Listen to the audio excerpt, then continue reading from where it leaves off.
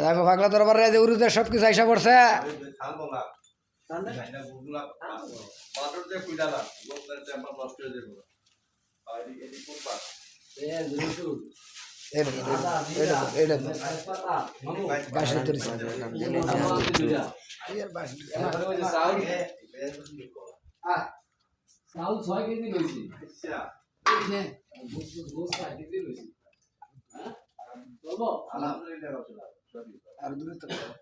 সমস্যা নাই একবার